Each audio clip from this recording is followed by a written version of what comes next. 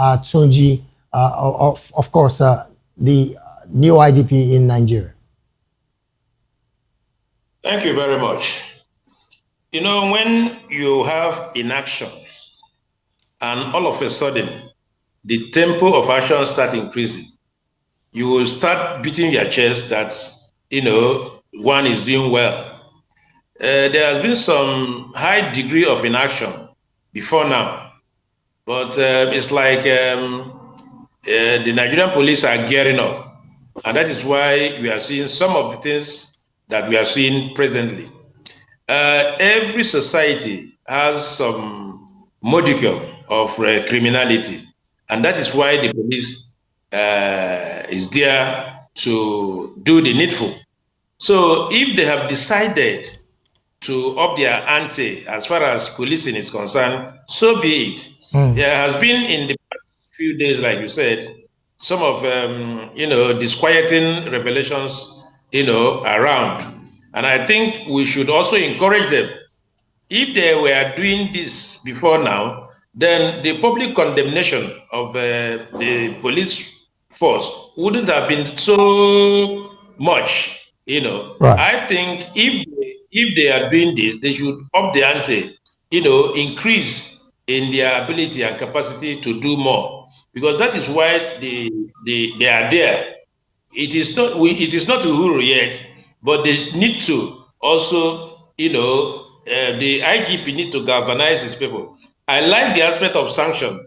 If you have an erring police officers, you sanction them. Right. It will make it difficult for deviants in the police force to begin to have their way. So any attempt to increase sanctions and as against what it was previously, what we have previously is welcomed. I think the police force, what they are doing now is commendable. That is not to say that we should go to sleep. There is a lot of issues out there to be, handled by the Nigerian police. So if they have woken up from their slumber, thank God. Oh, well, again, I like the fact that you said at this point we should commend them once they're doing the right thing. But another conversation that comes to mind is the part of demotion. Now, you would also recall that the alleged criminal syndicate involving 7 and dismissed police officers in Benin City that were accused of abduction and extorting residents in the city were brought to book. Some were dismissed, some were demoted from inspector to sergeant. Do you think by that particular act, there will be a major deterrent of such acts by these officers of the law in the near future? Because some are saying demoting them is not even helping the situation so fully. But we've heard the police public relations officer in Edo clearly said, and I'm talking about ASP Eno Ikoidem, saying that some of these individuals that have been arrested will be taken to a competent court of jurisdiction. But then again, the question would be, would that bring a total halt, or would it even in any way mitigate this act by some security operatives in Nigeria? Yeah, what is relevant here is that something is being done. I'm not privy to the degree of culpability of these officers. If they have asked somebody, if they have demoted somebody from inspector to sergeant, and the other person, dismissed, and some other people are going to court, it depends on their level of involvement. I think they are also reasonable. If you are marginally involved or tangentially involved in a crime, there is a way you determine the people that are spearheading the crime, and probably, some such other people that are bystanders that heard about it and did nothing and all that. So what I'm saying in effect is that the variation in sanction is proportional to the degree of involvement of these officers. So unless I have the full details of their level of culpability, it will become difficult for me to begin to say whether it is commensurate with the crime committed and what have you. But the important thing for me is that They have taken the gun to and started, dishing out sanctions as quickly as they can. This will go a long way to stem, if not completely eradicate criminality within the force. All right, then let me bring it back to the studio here, Mr. Fanimo. Interestingly, these are times that we should be carefully saying that the security operatives should be much more concerned about the people because of the insecurity situation bedeviled us as a nation. But on the contrary, we're seeing some of these operatives extort. I mean, there was a video that was played, I think, sometime last week on the morning buzz where a certain police officer on stop and search was telling a Nigerian that if you were of a particular tribe, I would have slapped you. Now, looking at that development, a lot have been said about police reform. Why do you think at this time it is not urgently being taken into consideration even by the National Assembly? You see, I watched that particular video. Okay. It happened on Oreshagam Express Road. Right. And you see, when I watched that video, I sat back and I looked at what the armed forces has turned to, particularly the police. When we are growing up, it excites us when we see policemen. And we are doubly excited when we see soldiers on the street because they live in the barracks. So occasionally when they come outside, you rarely see them. You rarely see them except when they are doing parade, on National Day and so on and so forth, or when they do Remembrance Day.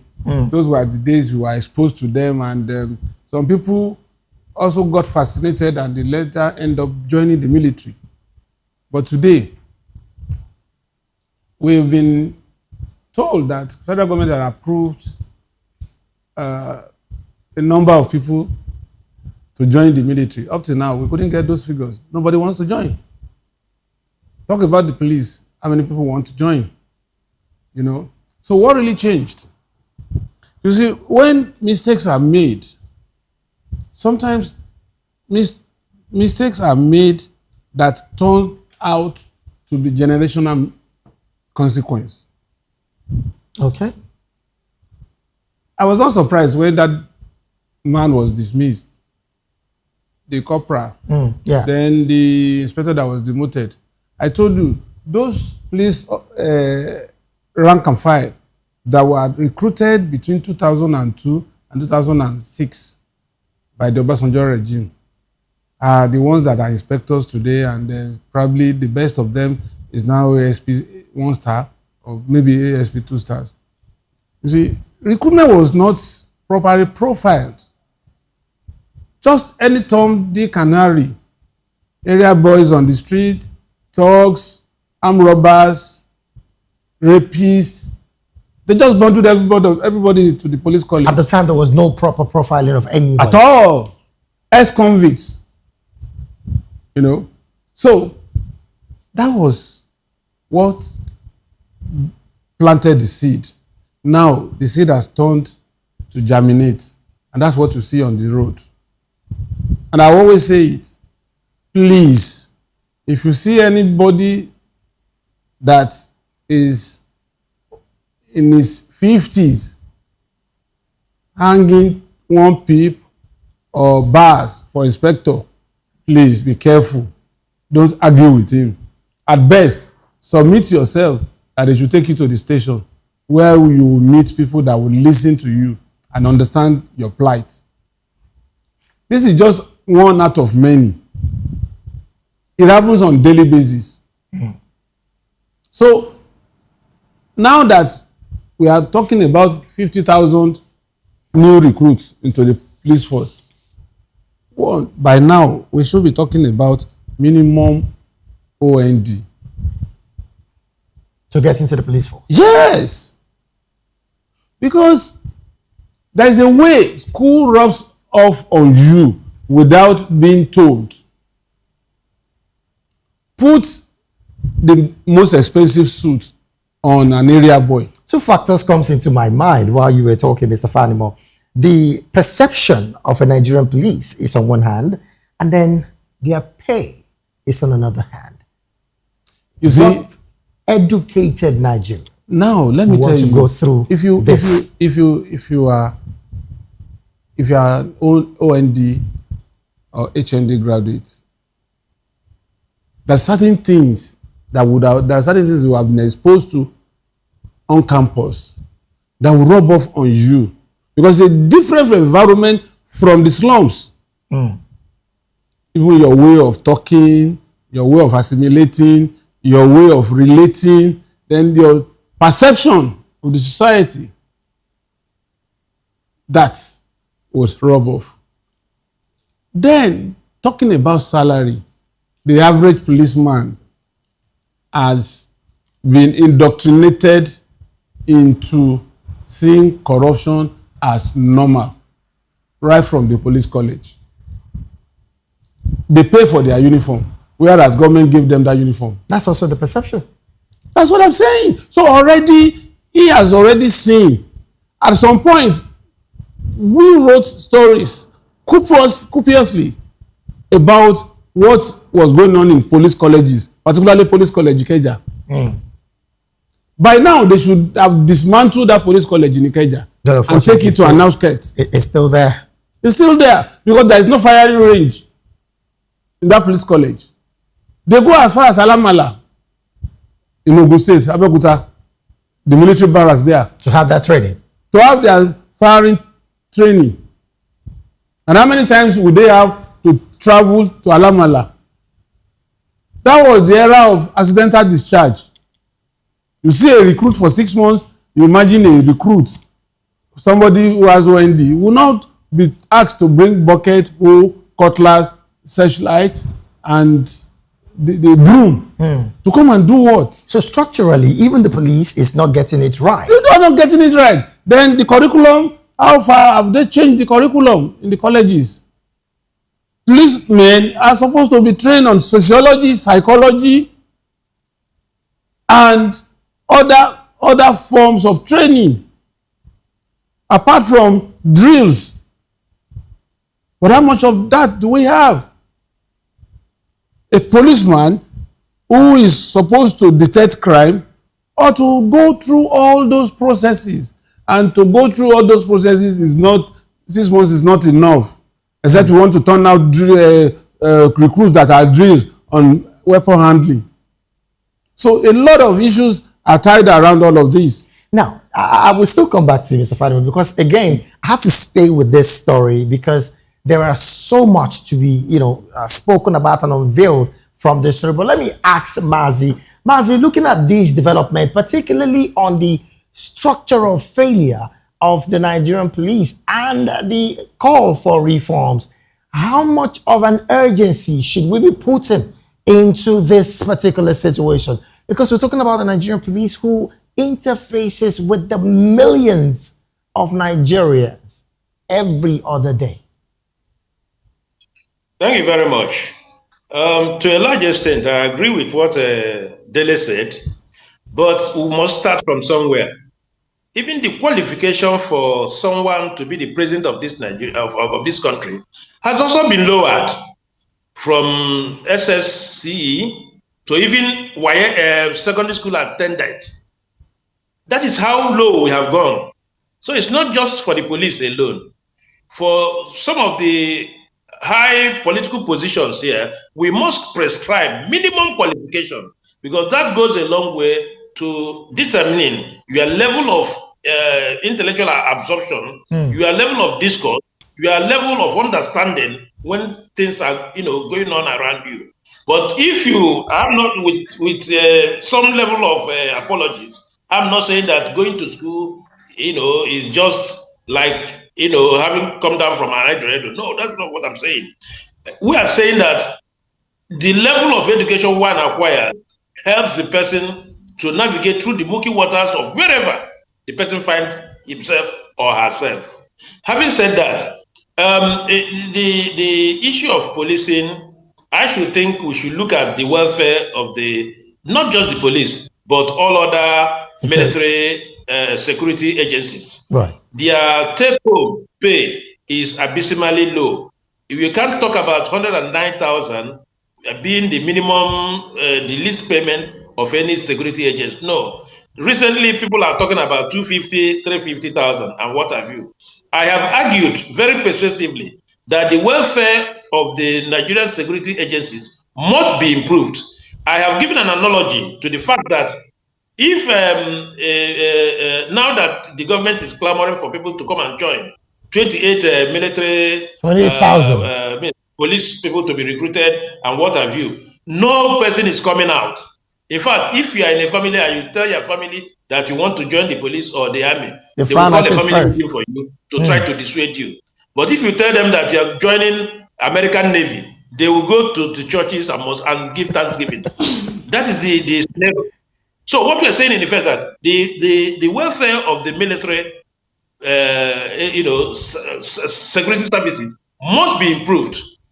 Must be improved. Okay, look at in this fight of against terrorism and banditry and what have you. A lot more security people are killed. Once they are killed, what goes to the family? You understand what I'm saying? What is the welfare package for these soldiers that have been killed by other terrorists or what have you? And the Minister of Defense. It is just not enough to begin to create divisions. Four more divisions in the army, state police, 28 more police people and all that. You will not get the numbers until you do the needful. All right, then. Provide adequate welfare package and you see more people will be encouraged to come on board. All right, then. Thank you so very much, Mazi. Let me bring it back to the studio while we wrap up. Mr. Fanimo, the part of welfare is, we cannot overemphasize it. I mean, some would also say, if you consistently keep throwing money to a particular situation, you're not solving that situation, but rather, how about creating an environment that is workable and that the migral of any fund can make meaning to any individual? What's your take about that as well? Because again, like I was trying to let Mazi know, the minister was even celebrating 100,000 naira for an army officer that again has given his life for the nation. I was looking through the salary structure of the American army. Okay. A private, which is the no rank level in the army in the US, takes about $25,000 a year. And when you convert that, that's an average of $2,000 a month. Right. And $2,000 by Nigerian currency is about 2.8 million naira a month. So why would somebody not want to join the American army? And that's even a nation that is not fighting insurgency. Yes.